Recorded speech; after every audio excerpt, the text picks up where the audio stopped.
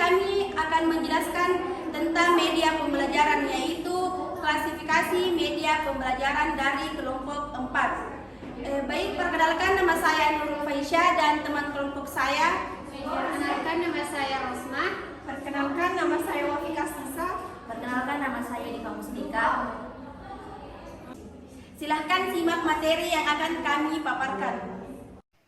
Bismillahirrahmanirrahim. Assalamualaikum warahmatullahi wabarakatuh. Baik, pada kesempatan ini adapun materi yang kami paparkan yaitu klasifikasi media pembelajaran. Nah, yang pertama yaitu pengertian klasifikasi media pembelajaran. Klasifikasi media pembelajaran adalah alat bantu yang digunakan oleh pendidik yang dijelaskan sesuai dengan mata pelajarannya dan peserta didik dapat memahami pelajaran. Nah, menurut Setiosari, klasifikasi media pembelajaran dibagi berdasarkan bentuk dan ciri fisik. Nah, yang pertama yaitu media pembelajaran 2 dimensi. Nah, yaitu media yang penampilannya tanpa menggunakan media proyeksi, memiliki panjang dan lebar, dan media pembelajaran 2 dimensi hanya bisa diamati dari satu arah pandangan. Contohnya peta, gambar, bagan, dan semua jenis media yang hanya dilihat dari sisi datar saja. Nah, selanjutnya yang kedua yaitu media pembelajaran 3 dimensi, yaitu media yang penampilannya tanpa menggunakan media proyeksi, mempunyai ukuran panjang, lebar, dan tinggi, serta dapat diamati dari arah pandang mana saja. Contohnya meja, kursi, mobil, rumah, gunung, dan lain-lain. Nah, yang ketiga yaitu media pandang diam, yaitu media yang menggunakan media proyeksi dan hanya menampilkan gambar diam di layar atau tidak bergerak atau statis. Contohnya foto, tulisan, atau gambar binatang yang dapat diproyeksikan. Nah, sedangkan menurut Gerla dan Eli mengklasifikasikan media pembelajaran berdasarkan penggunaannya. Nah, yang pertama, media pembelajaran yang penggunaannya secara individual. Contohnya laboratorium bahasa, IPA, IPS, serta laboratorium pusat sumber belajar. Yang kedua, media pembelajaran yang penggunaannya secara kelompok. Contohnya film dan slide. Dan yang ketiga, media pembelajaran yang penggunaannya secara massal. Contohnya televisi, radio, dan lain-lain. Nah, adapun materi selanjutnya mengenai pengertian klasifikasi media pembelajaran menurut Sulaiman. Mengklasifikasikan media pembelajaran berdasarkan persepsi indera sebagai berikut.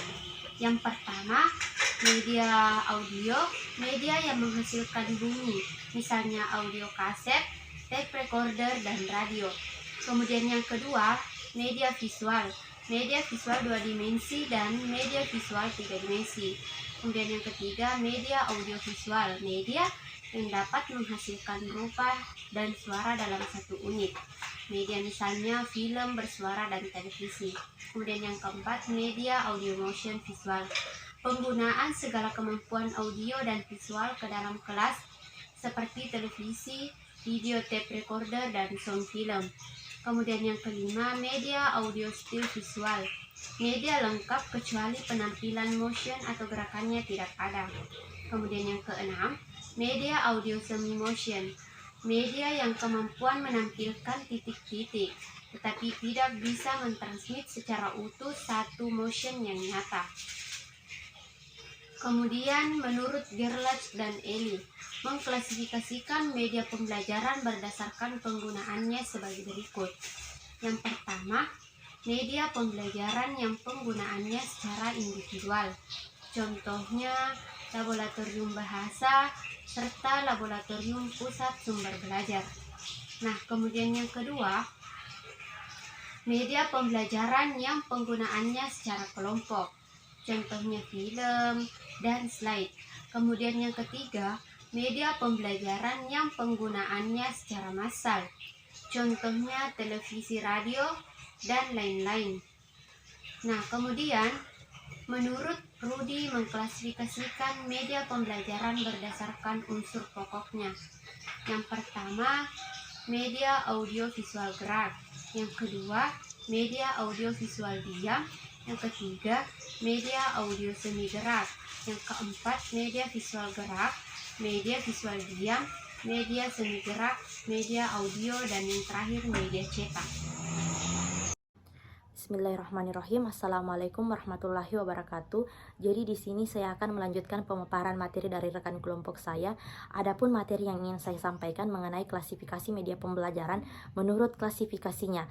Jadi klasifikasi media pembelajaran ini terbagi menjadi 3 bagian. Yang pertama, media auditif, kemudian media visual, kemudian yang ketiga media audiovisual.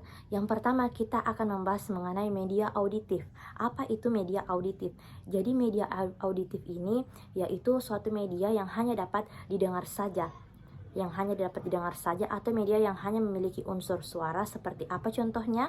Seperti radio, seperti piringan hitam, kaset, dan juga rekaman suara. Kemudian selanjutnya yang kedua yaitu media visual. Apa yang dimaksud dengan media visual?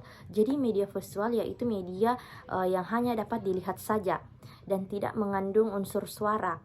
Serta media visual juga ini memiliki manfaat di dalamnya yang mengandung unsur yang bermanfaat di dalamnya. Seperti apa? Contohnya seperti foto, lukisan, gambar, pajangan dinding ya.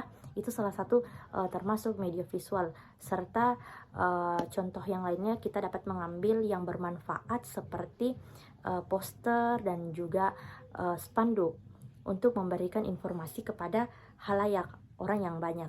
Kemudian yang ketiga yaitu media audiovisual. Jadi media audiovisual ini mengandung unsur yang juga yang dapat dilihat gambarnya dan dapat juga didengar suaranya. Seperti apa misalnya? Yaitu rekaman video dan berbagai ukuran film yang lainnya, slide suara dan juga sebuah iklan yang berada di televisi.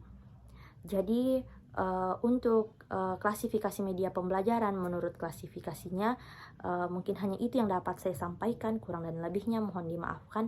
Selanjutnya saya lempar ke rekan kelompok. Selanjutnya, peran media dalam proses pembelajaran. Media memiliki kontribusi dalam meningkatkan mutu dan kualitas pengajaran. Kehadiran media tidak saja membantu pengajar dalam menyampaikan materi ajarnya, tetapi memberikan nilai tambah pada kegiatan pembelajaran. Hal ini berlaku bagi segala jenis media, baik yang canggih dan mahal ataupun media yang sederhana dan mudah. Menjabarkan sejumlah kontribusi media kegiatan pembelajaran antara lain yang pertama yaitu menyajikan materi ajar menjadi lebih standar. Kemudian yang kedua, kegiatan pembelajaran menjadi lebih menarik. Kemudian yang ketiga, kegiatan belajar dapat menjadi lebih efektif.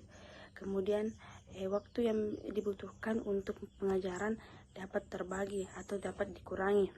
Kemudian kualitas